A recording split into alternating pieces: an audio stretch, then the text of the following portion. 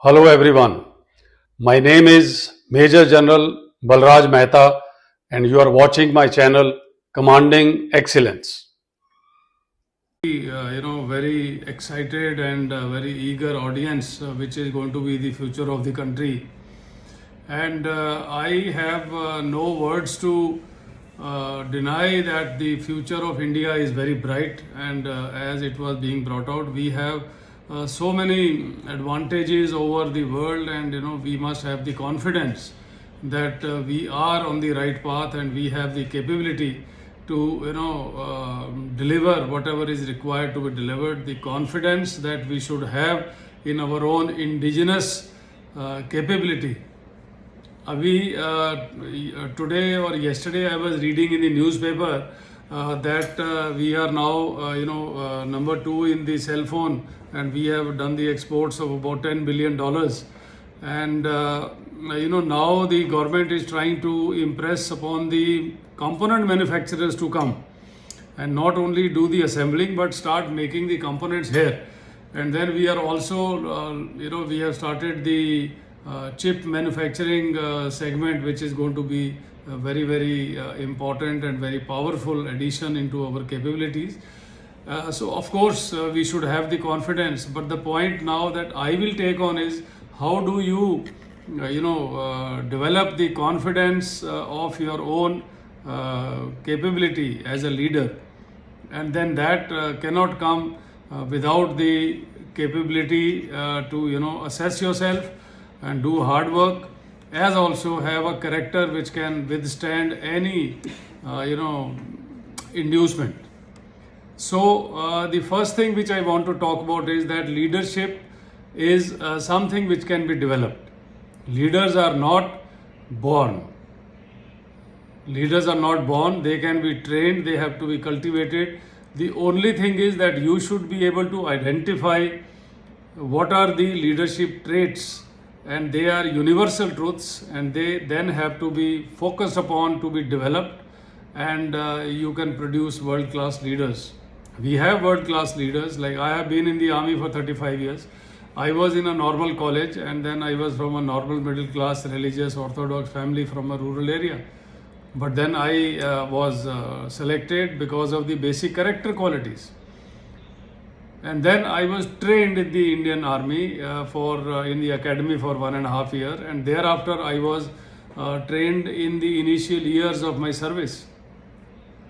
So everybody can be a good material, but the point is that you have to have the basic characteristics of the character qualities which should make sure that you are right person for training. If you put a wrong person in the position of command, then he will be creating havoc. So the selection is very important. Now the point is, how do you develop as a child since the birth onwards? How do you develop? When the children are born, they are blank slates, they are blank screens. They have nothing other than their DNA coding. They have nothing, they have no experience, they have no knowledge, they have no linguistic prowess, they have nothing, no physical capability, no, eye muscle, nerve coordination and everything. So they start observing. Without observing also, they start absorbing whatever is coming into their minds. They start, getting influenced by that. Slowly, the speech develops. Like, when my younger son was born, my mother used to tell my wife, keep on speaking to him. Even if he was pretty 4 days old, my wife used to speak to him, and my mother stayed there for about 1 month plus. She used to speak to him continuously. Imagine a 3-day-old child being spoken to.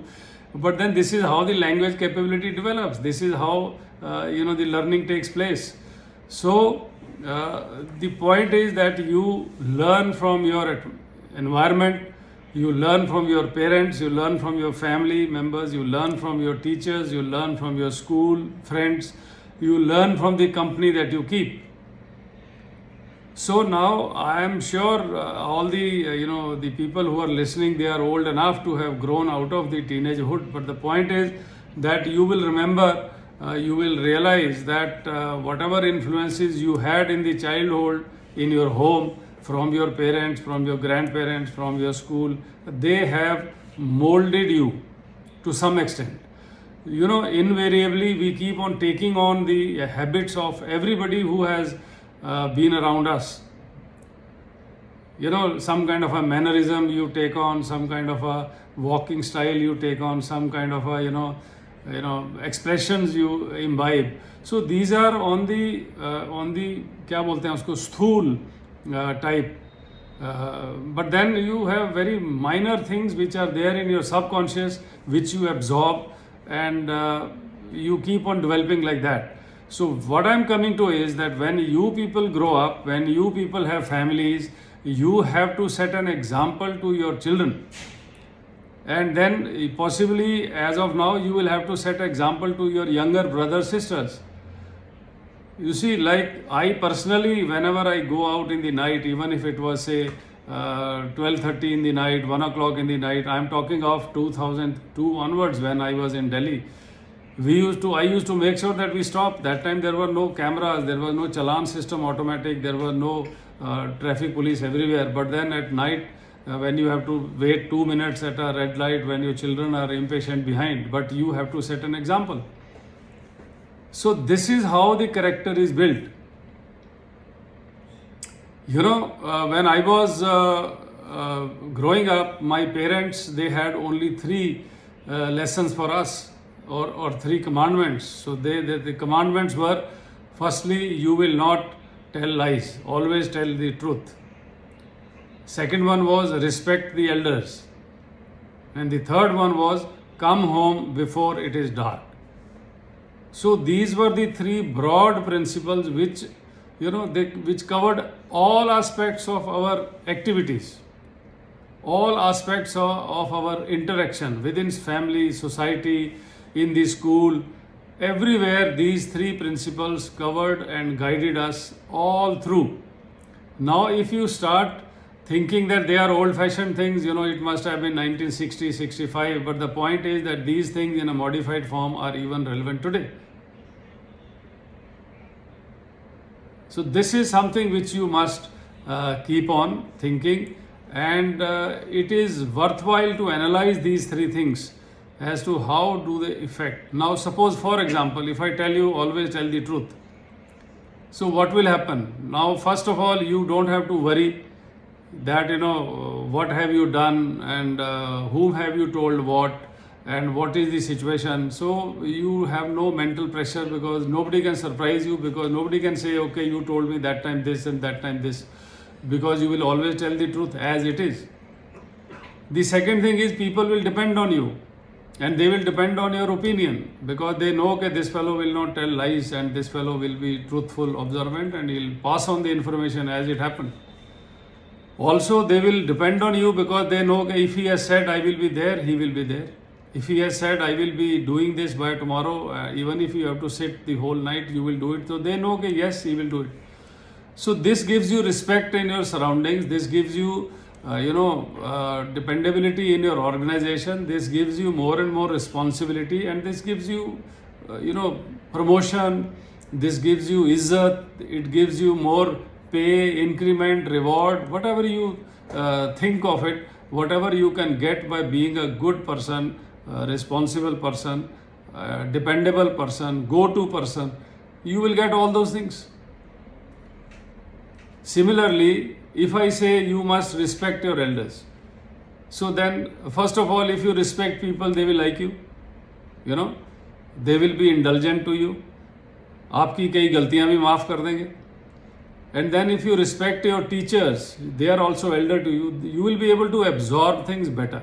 If you insult your teachers in your mind or behind her or his back, whatever she is teaching you, you will never be able to absorb, because you don't respect her or him. So there are multifarious reasons to go into these 3. Now the third one is come back home before dark. So what does it tell you? It tells you that you have to be home before it is dark. So then firstly, you can take part in the evening prayers.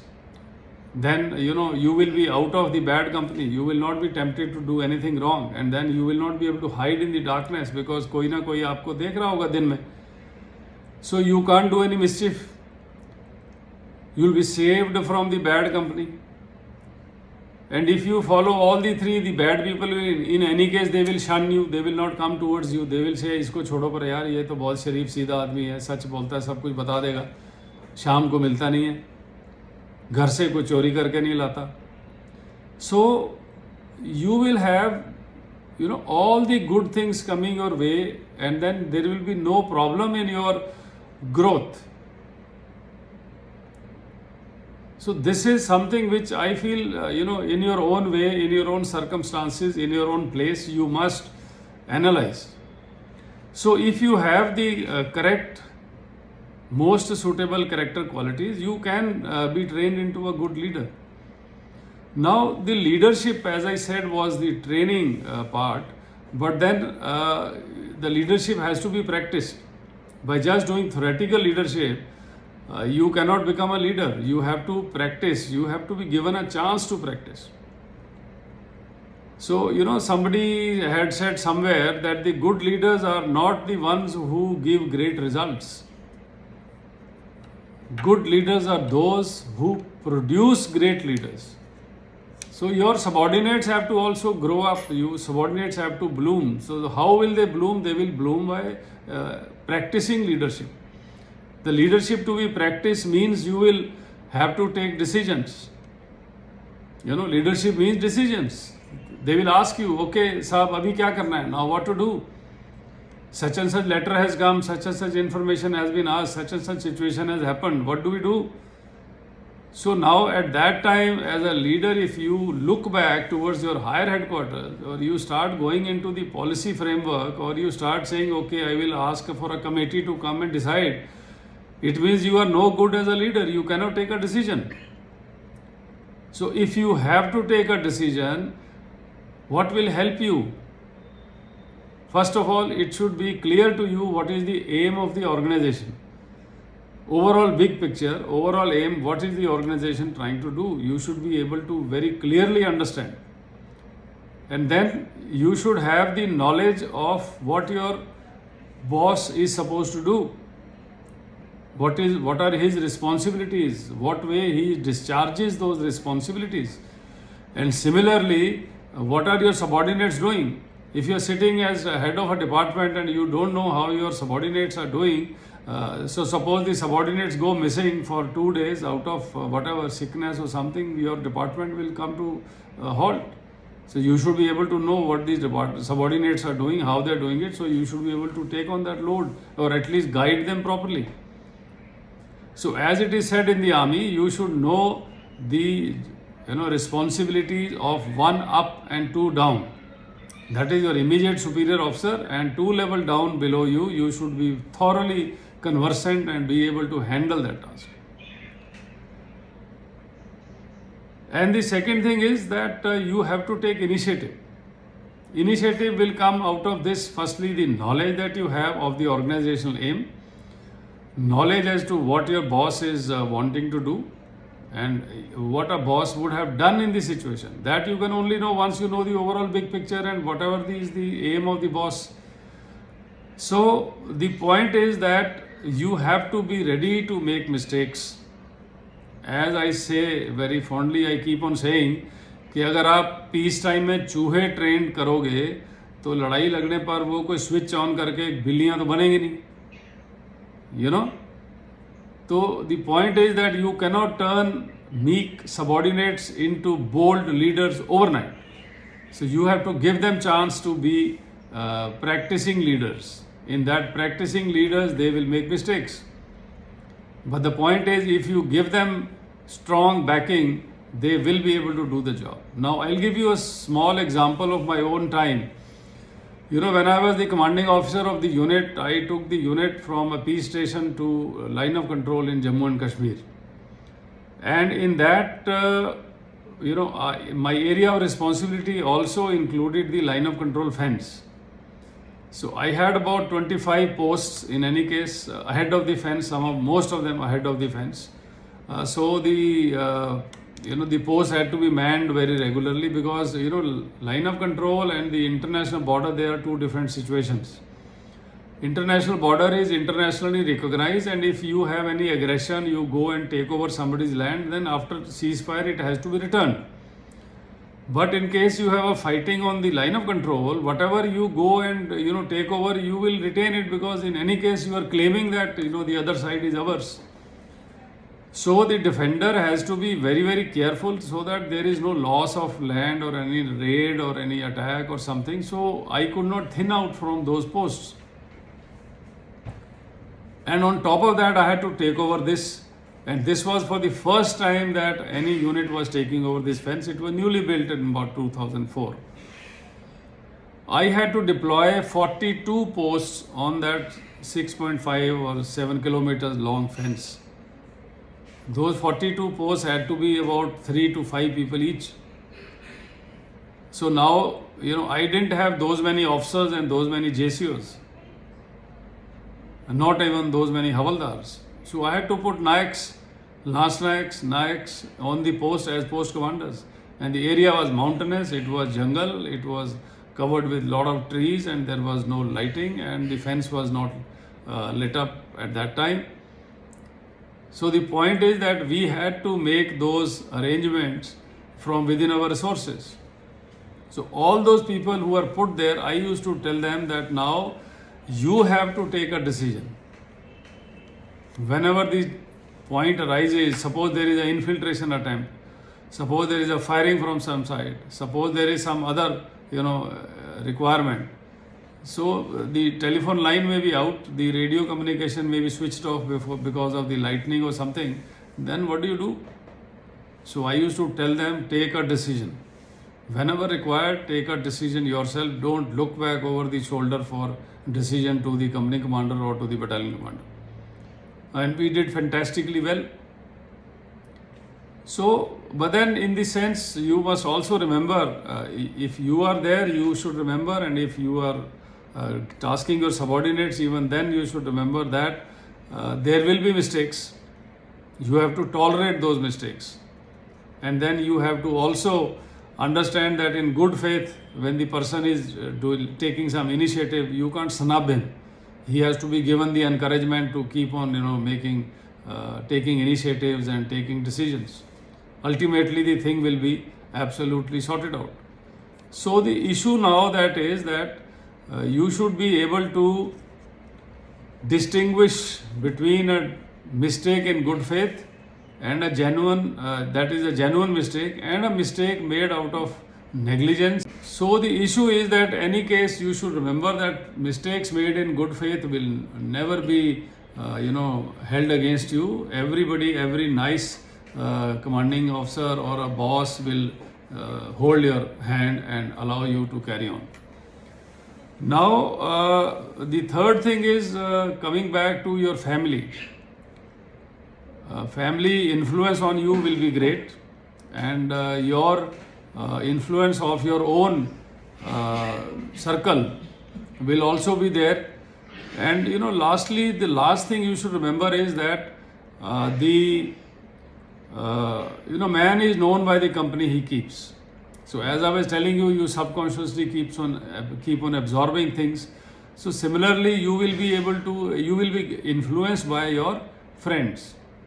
So if you keep company of friends of a particular type, over a period of time, you will become that type. So you should be careful about what company you keep. You should be careful about what kind of books you read, what kind of programs you watch, and thereafter you will be a good leader in any case if you have determined, and in any case if you are present in this forum and you are listening to all these things. I am sure you are all well motivated and you are all absolutely on top of the thing. You are eager to learn and not afraid of making mistakes, and in due course of time, I am sure with constant training, you can become very good leaders. Like in academy also, we are trained and we are under training, but then in the academy there are a number of exercises. You keep on being given responsibilities, you keep on being given some kind of an appointment. There are exercises, you go and become a platoon commander, section commander, you give orders, you prepare accordingly, make a plan, you execute the plan on ground. So these are all training parts which are being given to you to practice. So I close my talk today just by saying the three things back again.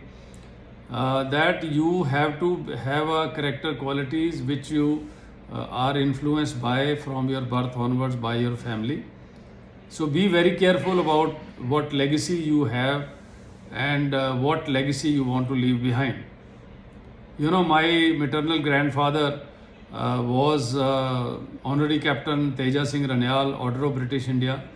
He was in the British Indian Army, Second World War. And my paternal grandfather was Risaldar Amir Singh Sudan, Indian Distinguished Service Medal and Bar. So these two people had done exceptionally well, and they were really honest people who went out of the way to help people even after retirement. They never did anything wrong, never harmed a soul, but then they did their duty beautifully.